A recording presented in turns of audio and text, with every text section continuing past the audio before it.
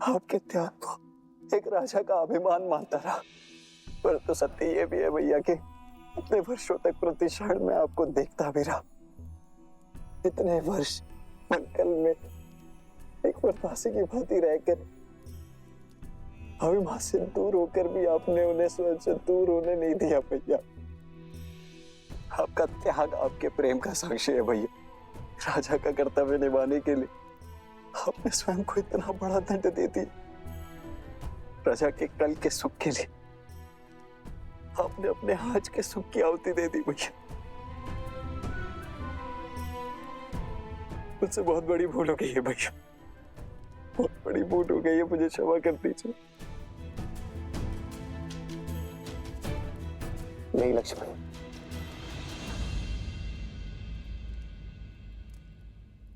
जितना दुख मुझे सीता के बिछड़ने का था, उतना ही दुख मेरे लक्ष्मण को स्वयं मुझसे दूर जाते देखने का था। किंतु दुख के साथ साथ एक विश्वास भी था कि मेरा भाई एक दिन मेरे निर्णय को अवश्य समझेगा। वो एक दिन मुझे क्षमा अवश्य करेगा, एक दिन मेरे पास लौटकर अवश्य आएगा। और मेरा विश्वास करो लक्ष्मण, सीता भी सम्मान सहित अयोध्या लौटकर अवश्य आएगी।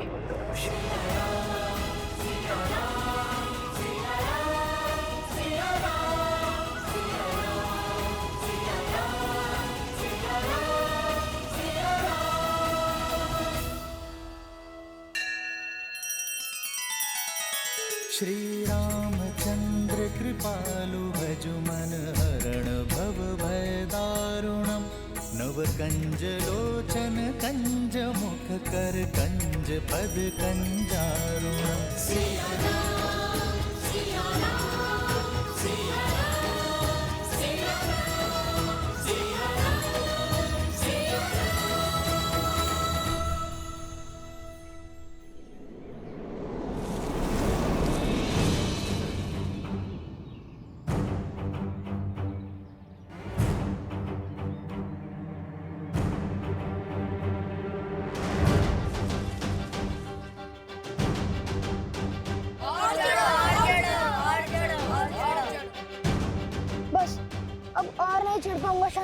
पिताश्री ने यज्ञ के लिए श्रीफल मंगवाए हैं। रिक्त हाथ लौट नहीं सकते। ऊपर चढ़ो, अन्यथा दंड मिलेगा।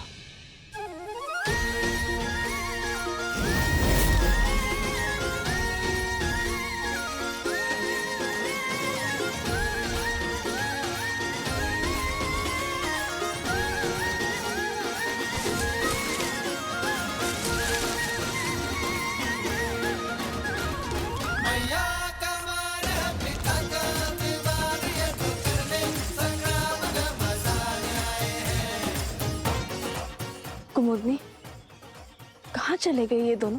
कहीं दिखाई नहीं दे रहे। माता आ गई।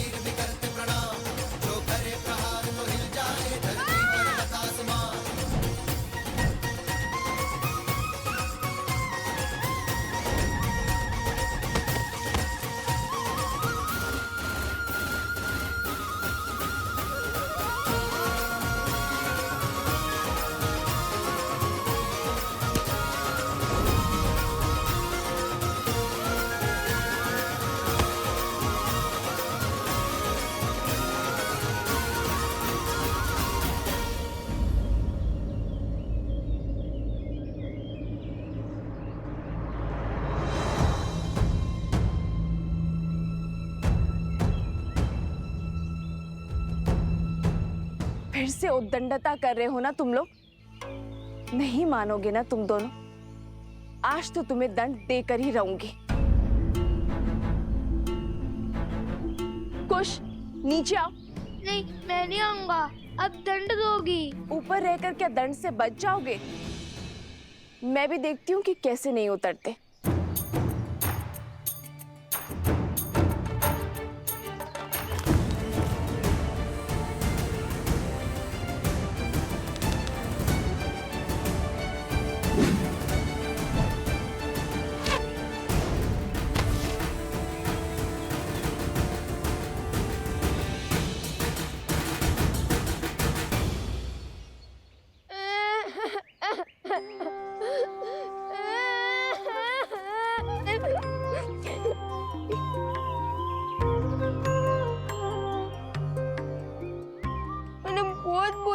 भैया को कि मुझे ऊपर मत भेजो, माता क्रोधित होंगी।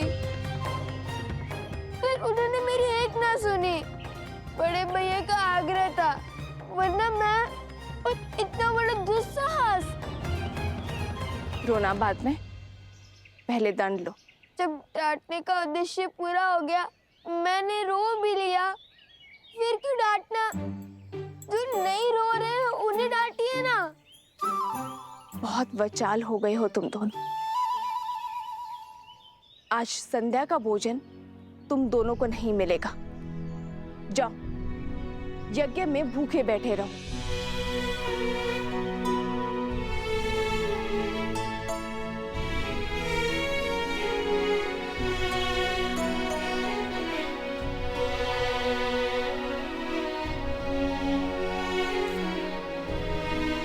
वन देवी, लवकुश आपके सामने यूं ही ब्रज पर चढ़ गए, आपको भय नहीं लगा? यदि उन्हें कुछ हो जाता तो? माता की सबसे बड़ी पूंजी होती है संतान, और जब माता को अपनी संतान की योग्यता पर संदेह लगने लगे तो समझ जाओ कि उसे संदेह अपनी दी गई शिक्षा और संस्कार पर है। ओम भूर्भुवस्सुः तत्सवितुर्वरेण्यं भर्गो देवस्य धीमहि धियो यो नः प्रचोदयात्।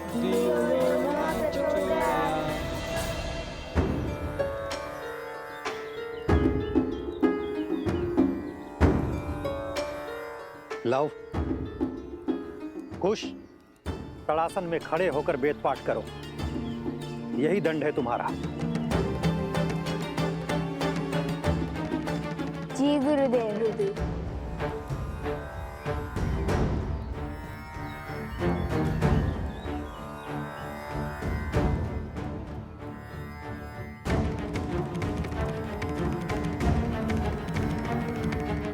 देख रहे हैं लव भैया, कैसे माता और गुरुदेव से हमारी चुगली करके हमें दंड दिलवाकर कैसे मुस्कुरा रहा है ये शांडिल्य।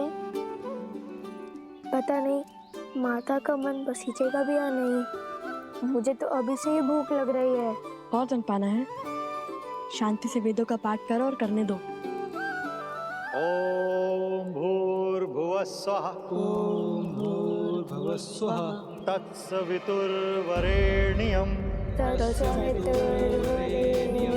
भर्गो देवस्य धीमहि धियो यो नः प्रचोदयात्।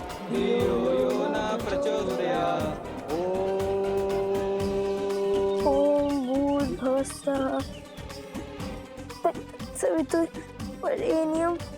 भर्गो देवस्य धीमहि धियो यो नः। अरे देखो तो, कितनी चींटियां चढ़ गई हैं तुम्हारे पैर पर।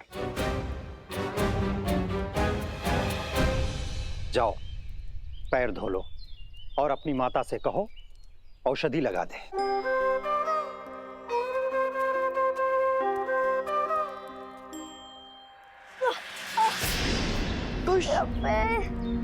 भैया सहायता करो।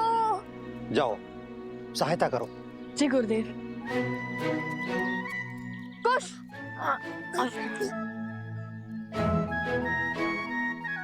बहुत पीड़ा हो रही है गुरुवर।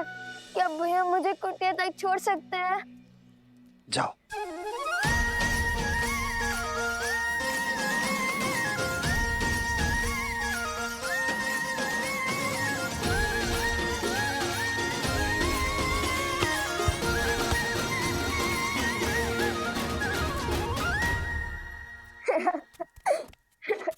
क्या आवश्यकता थी इस स्वांग की?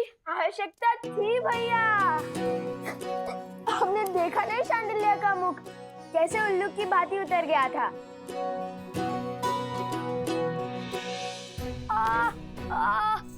पैर। अरे अब क्या हुआ? बहुत पीड़ा हो रही है। क्या हुआ?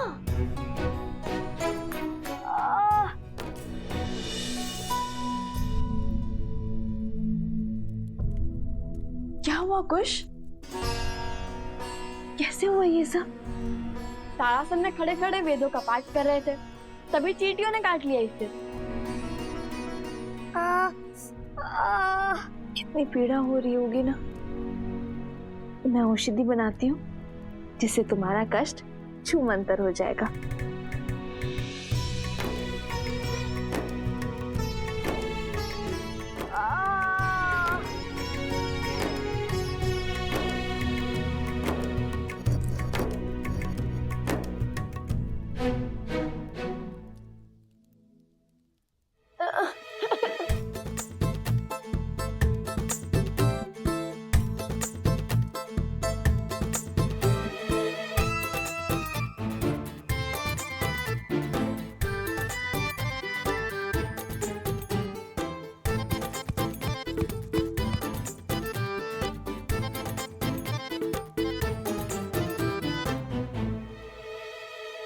माता, रहने दीजिए ना, इतनी भी पीड़ा नहीं हो रही माता। तनिक सी चींटियों के काटने से वीरों को कहाँ कुछ होता है।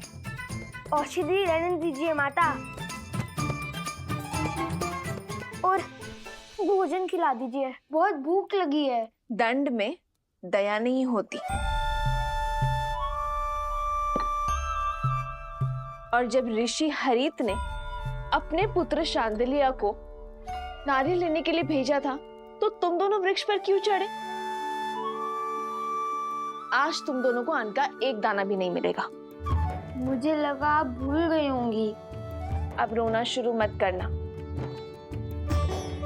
बताओ लव, तुम दोनों वृक्ष पर क्यों चढ़े?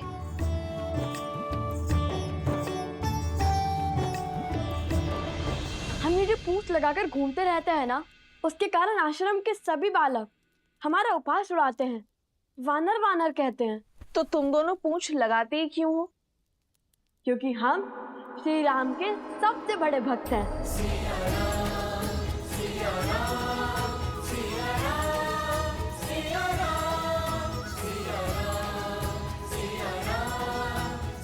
हनुमान जी से भी बड़े भक्त हैं। इसलिए पूंछ तो लगानी ही पड़ती है ना। तो इसका शांडिल्य से लड़ाई का क्या संबंध है? और तुमने उसके कार्य में बाधा क्यों डाली? माता, भ्राता शांडिल्य बड़े ध्रुत हैं, सदा हमें छेड़ते रहते हैं। उन्होंने हमें चुनौती दी थी कि यदि हम श्री राम के सबसे बड़े भक्त हैं तो उन्हें उड़कर दिखाएं।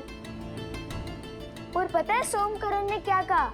हनुमान जी के पिता तो स्वयं पवन देव हैं। तुम्हारे पिता कौन है बताओ?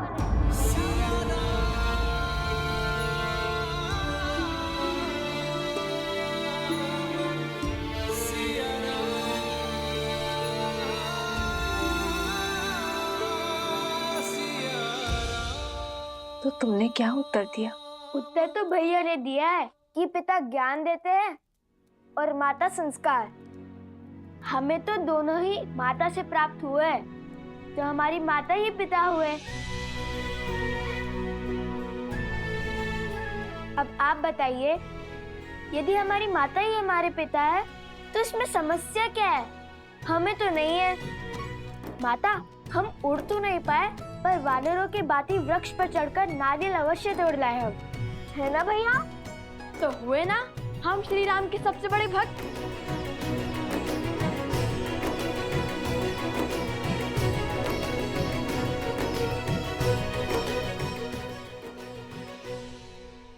नहीं, तुमने केवल वीर हनुमान की नकल की है। चलो बैठो। उनसे बड़ा भक्त बनने के लिए बहुत समय और बहुत तपस्या लगेगी।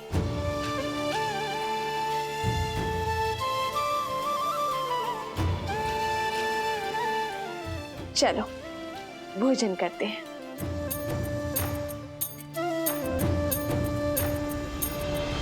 किंतु भोजन करेगा केवल लव।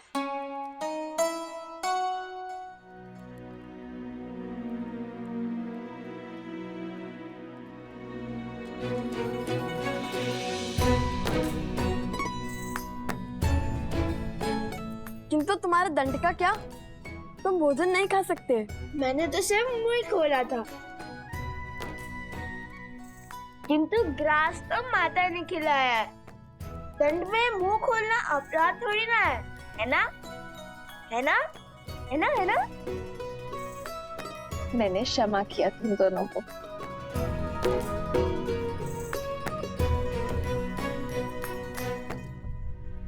माता, जब हम राजा राम से मिलेंगे ना, तो उन्हें अवश्य बताएंगे कि हम हनुमान जी की भांति वृक्ष पर चढ़ सकते हैं, भांति भांति के कर्तव्य दिखा सकते हैं। फिर उन्हें विश्वास हो जाएगा कि हम उनके सबसे बड़े भक्त हैं।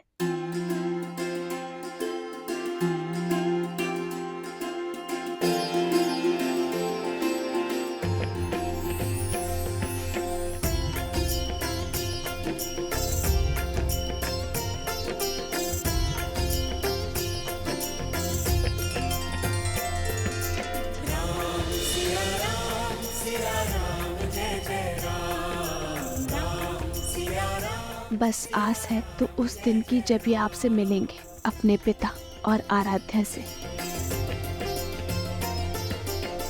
कुमार शत्रुघ्न की, राजकुमार शत्रुघ्न की, राजकुमार शत्रुघ्न की, राजकुमार शत्रुघ्न की, राजकुमार शत्रुघ्न की, राजकुमार शत्रुघ्न की, राजकुमार शत्रुघ्न की, राजकुमार शत्रुघ्न की, राजकुमार शत्रुघ्न की।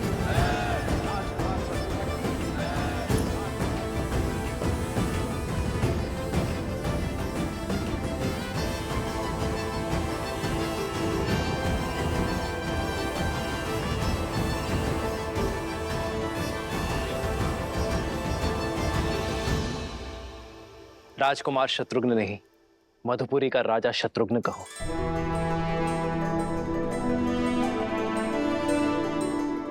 मधुपुरी राज शत्रुघ्न की। शत्रुघ्न, तुमने लवनासुर का वध कर असुरी सोच के प्रसार पर विराम लगाया है। वो सोच जो ऋषियों को अपमानित कर, निर्दोषों को दंडित कर, घरों और मंदिरों को अशुद्ध कर संतुष्टि पाते हैं। बीते 12 वर्षों में आप चारों भाइयों ने समस्त आर्य भूमि में प्रशंसा और सम्मान अर्जित किया है।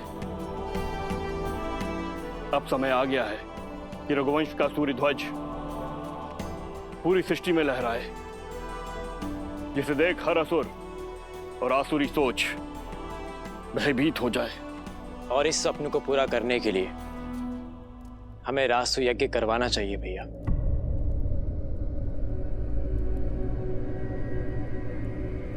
नहीं भरत,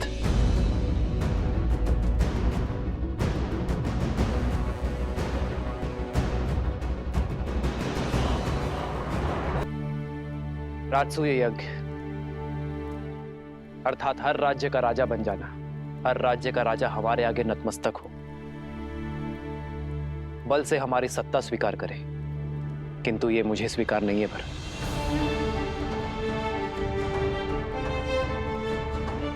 रामराज्य का लक्ष्य है कि हर कोई मन से स्वतंत्र अनुभव करे, मन से मुक्त अनुभव करे। किसी का राज्य छीनकर मैं धर्म का प्रतीक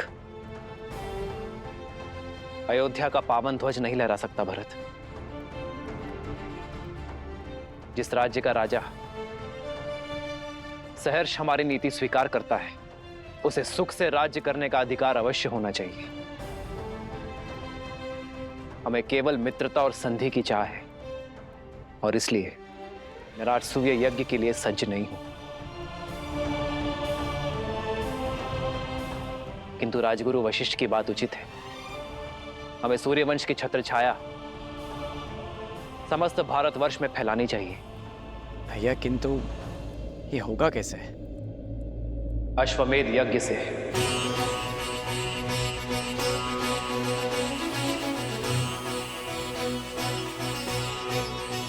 महाराज के कहने का तात्पर्य है कि जो भी राज्य हमारे यज्ञ के अश्व का श्रद्धा पूर्वक स्वागत करेगा, उस राज्य में धर्म की अर्थात राम राज्य की स्थापना होगी। वो राज्य हमारा मित्र राज्य बन जाएगा। पर हमारा युद्ध केवल उनसे होगा जो हमारे अश्व को रोकने का दुस्साहस करेगा। आचार्य, हमें अश्वमेध यज्ञ की तैयारी आरंभ करनी चाहिए।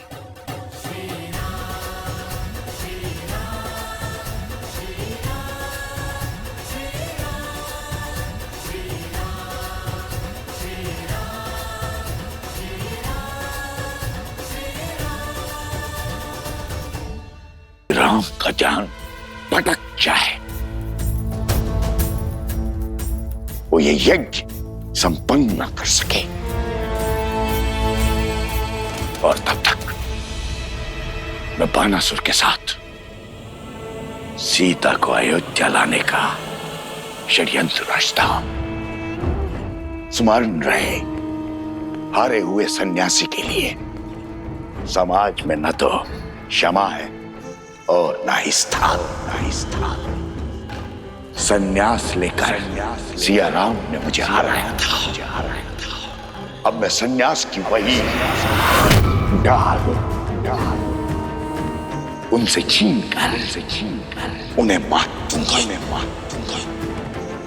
उनकी गरिमा, उनका सम्मान जला दूंगा। मैं ये अश्वमेध यज्ञ कभी नहीं होने दूंगा, कभी नहीं। सिया राम!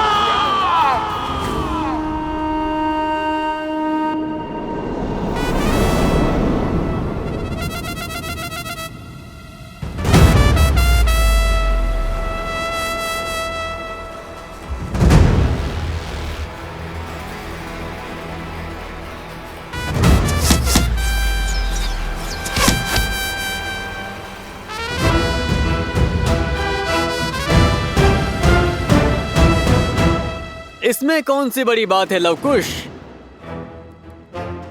ये तो साधारण विद्यार्थी भी कर पा रहे हैं। यदि सत्य में तुम धनुर्धारी हो, श्री राम जी के सबसे बड़े भक्त हो, तो मेरी चुनौती पूरी करो। फिर हम मानेंगे कि तुम उत्तम धनुर्धर और सच्चे राम भक्त हो। क्या है चुनौती? अभी बताता हूँ।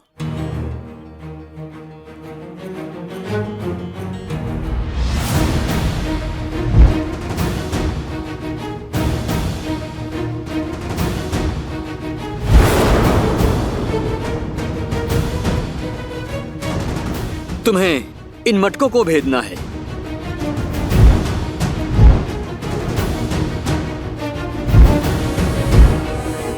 बोलो, भेद पाओगे इसे?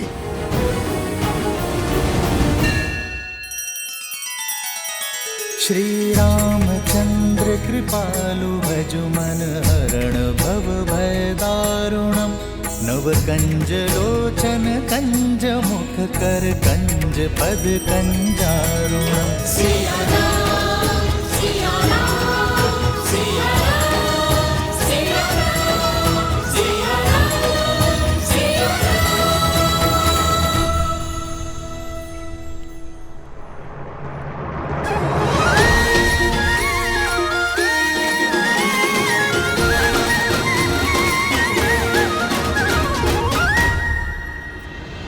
इतनी सरल चुनौती, लगता है द्वेष की अग्नि धीमी पड़ने लगी है।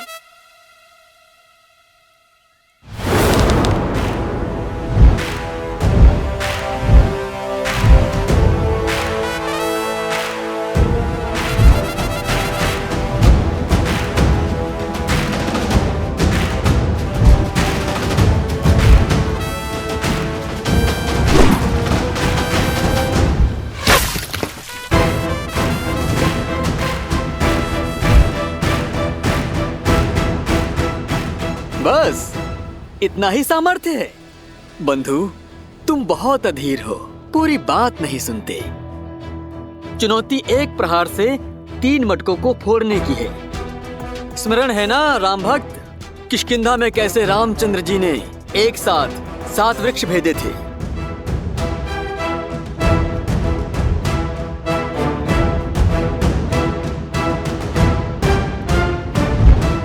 तुम भी अधीर हो, शीघ्र प्रसन्न हो जाते हो भ्राता शांडिल्य। ये चुनौती हम पूर्ण तो करके ही रहेंगे।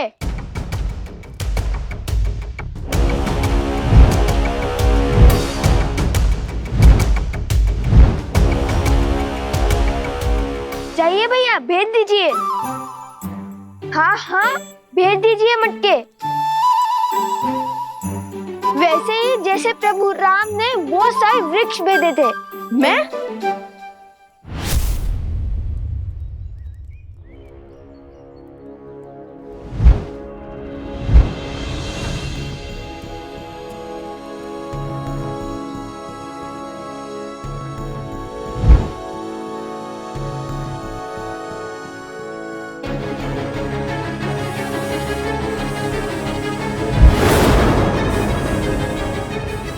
रुको रुको, वहां से नहीं, तीनों मटकों को यहाँ से भेजना है। यहाँ से, जहाँ पे मैं खड़ा हूँ, बाण यहाँ से चलाना है।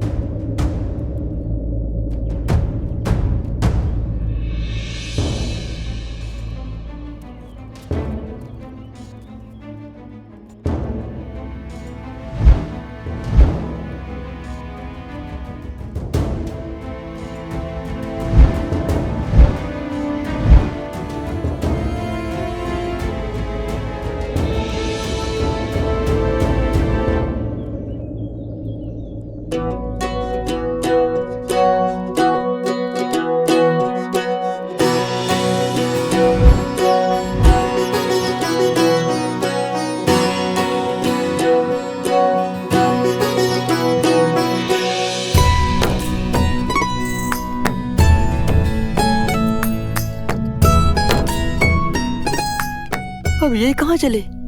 लगता है पराजय स्वीकार कर ली इसने।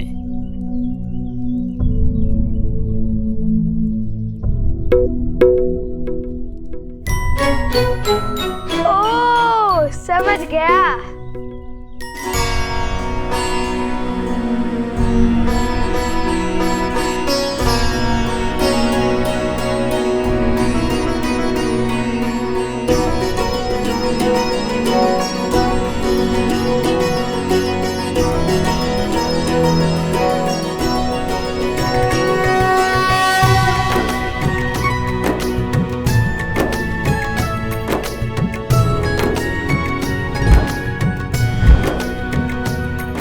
क्या देख रहे हैं भैया?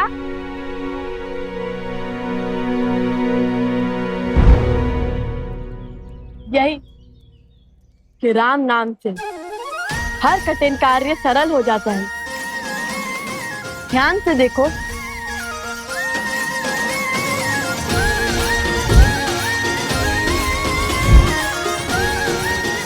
भैया, अब ये 3 मटकों को अवश्य एक साथ भेदेगा। हाँ, अवश्य भेदेगा।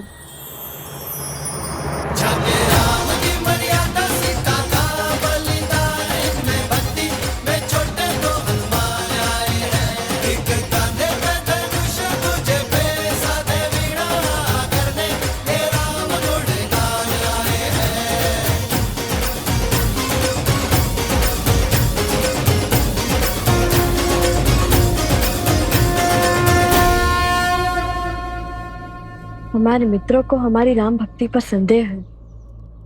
जिस राम नाम से पत्थर भी जल पर तैर जाए, उसी राम नाम ने हमें दिशा दिखाई है।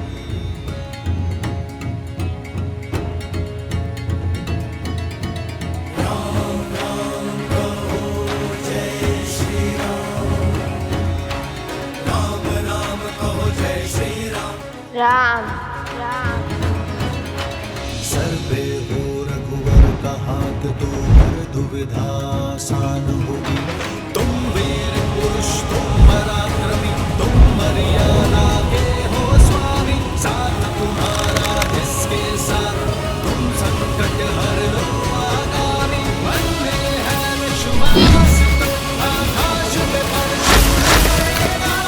जब होगी जीत तो हर दिशा में राम नाम गूंजेगा। राजा राम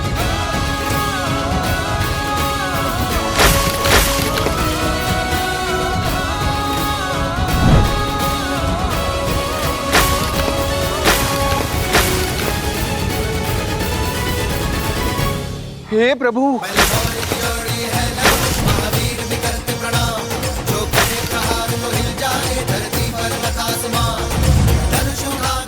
अरे कोई रोको उस तीर को, देखो।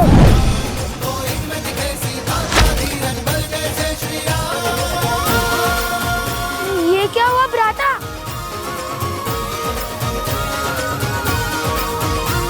अरे मटके! कितना जल बह रहा है। कोई रोको इस तीर को, सारा पानी बह रहा है। चुनौती वृक्ष पर लटके 3 मटके फोड़ने की थी, तुमने तो आश्रम के सारे मटके फोड़ दिए। इस अपराध का तो घोर दंड मिलेगा तुम्हें। मैंने क्या, पूरे आश्रम ने देख लिया। सच्चे राम भक्तों का पराक्रम। अब लगता है वन देवी का पराक्रम तुम दोनों पर बरसेगा।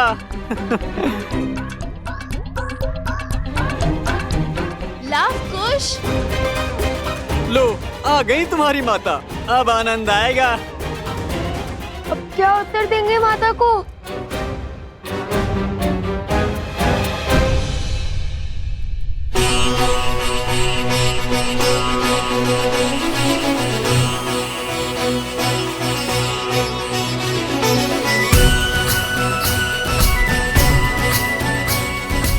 अश्वमेध यज्ञ के विधान के अनुसार ये वेदी 4 अंगुल और ऊंची होनी चाहिए। कुंड तक 21 सीढ़ियां होंगी, सभी 7-7 अंगुल की।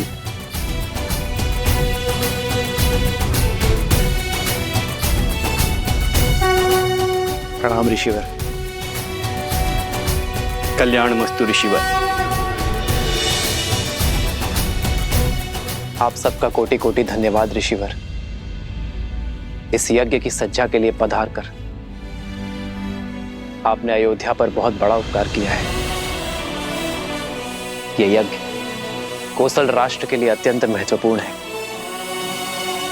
मुझे विश्वास है ऋषिवर कि आपके सामर्थ्यशील मार्गदर्शन में इस यज्ञ में कोई त्रुटि नहीं होगी, प्रत्येक कार्य विधिवत होगा। ये हमारा सौभाग्य है श्री राम। हर ओर राम राज्य का ध्वज लहराए। धर्म केवल कौशल में न रहकर सारे आर्यव्रत में विस्तार करे। इससे शुभ और कुछ नहीं हो सकता। और ये हमारी सेवा नहीं, पावन तपस्या है। इसमें भाग लेना ही स्वयं में एक तीर्थ है। मानचित्र राजन, ये यज्ञ वेदी का मानचित्र है। इसमें हर वेदी पर भगवान विष्णु के चरण चिन्ह बनाए जाएंगे।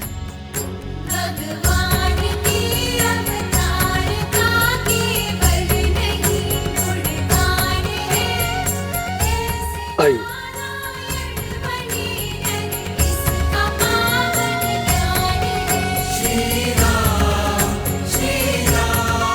और यहाँ विराजमान होंगे यजमान अर्थात आप, और वहां आपके वामंग में महारानी का स्थान होगा।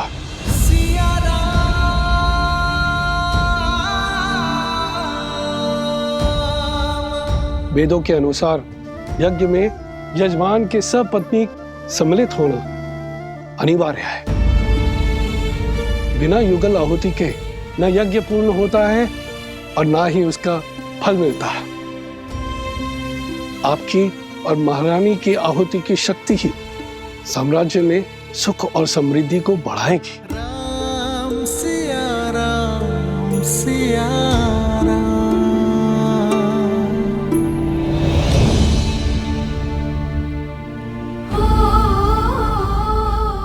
देख रही हो वन देवी, उत्पात चरण पर है। इन्होंने आश्रम के सारे मटके फोड़ दिए। इतनी दूर से जल लाए थे, सारा जल बह गया।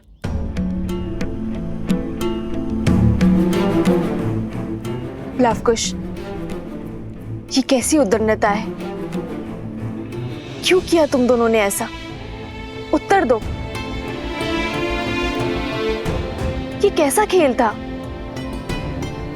जो भी हुआ उसका उत्तरदायित्व हमारा है, परंतु ये कोई खेल नहीं था, चुनौती थी। गुरु भ्राता शांडिल्य ने कहा था। वन देवी, मैंने केवल 3 घड़े कहे थे फोड़ने के लिए, सारे नहीं। आप चाहे तो इनसे पूछ लीजिए। हाँ वन देवी, बात 3 घड़ों पर ही लक्ष्य साधने की हुई थी। लवकुश, माता वो शक्ति अधिक लग गई। तुम्हारी इस अधिक शक्ति के कारण आश्रम में एक भी बूंद जल नहीं है। अब तुम दोनों का यही दंड है कि तुम दोनों पूरी रात्रि जागकर आश्रम के परिवार वालों के लिए नदी से जल भरकर लाओगे।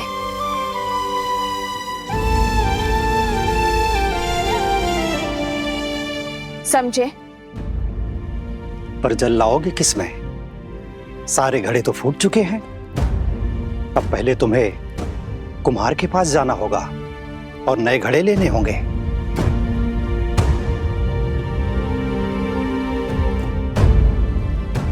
जी माता।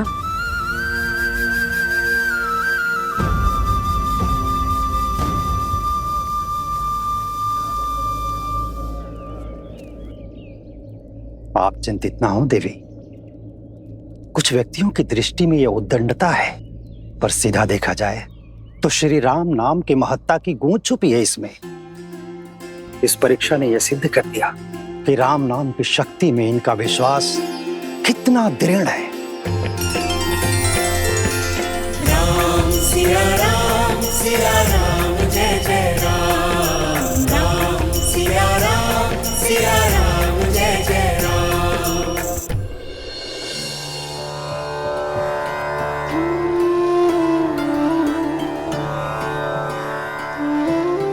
ये लो, ये भी ले जाओ। हम तो केवल 3 जीव हैं। इतने अनाज की आवश्यकता नहीं है हमें, इसे सब में बांट दो।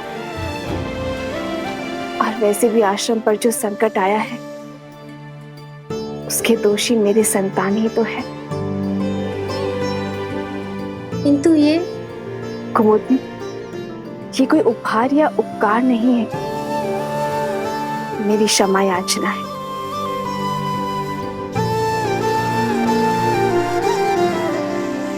दोष तो शांडिल्य का भी था ना, उसने ही उकसाया दोनों लवकुश को, और फिर बड़े होने के नाते उसका उत्तरदायित्व भी तो अधिक है। दंड केवल लवकुश को क्यों वन देवी? नहीं कुमुदनी, शांडिल्य का दोष नहीं है। वो तो केवल अपने माता के वियोग से दुखी है। लवकुश को अपनी माता के साथ देखकर कहीं ना कहीं उसके मन में ईर्ष्या होती है, जो कदाचित उसे भी ज्ञात नहीं है। इसीलिए तो वो सदा उनके साथ स्पर्धा करता रहता है। ये लवकुश का कर्तव्य है कि वो शांडिल्य के दुख को समझे, उसे सहानुभूति दे और प्रेम से उसे अपना मित्र बनाए। एक बात कहूं वन देवी, जितनी कठोरता के साथ आप लवकुश को जीवन का पाठ पढ़ाती हैं, वैसे कोई भी माता अपनी संतान को नहीं सिखाते। आप तो उन्हें ऐसे सज्ज कर रही हैं जैसे उन्हें कहीं का राजा बनना है।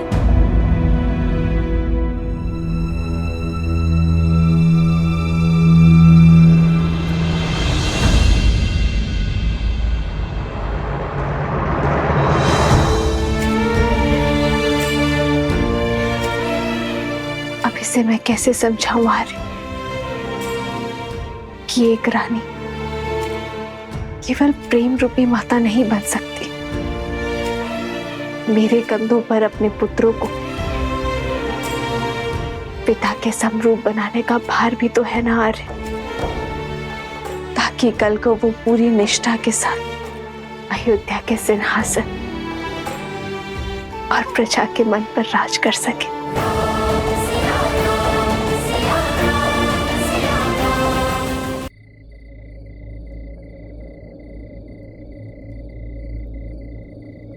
राम। आचार्य,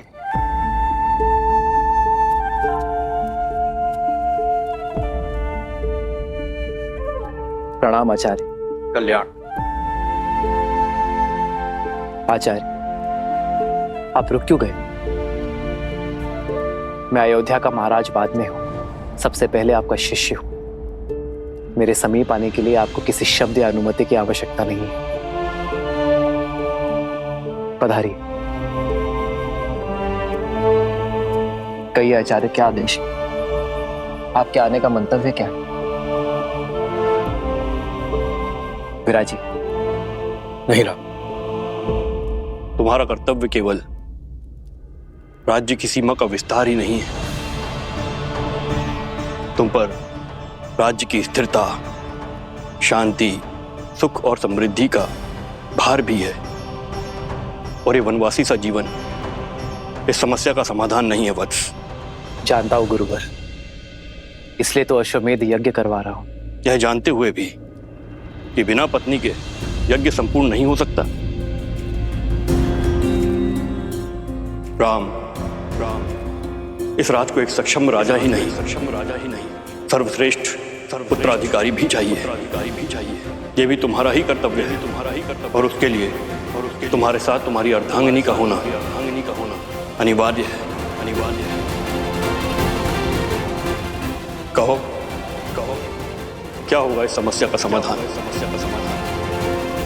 क्या दे पाओगे अयोध्या राज को उसकी महारानी?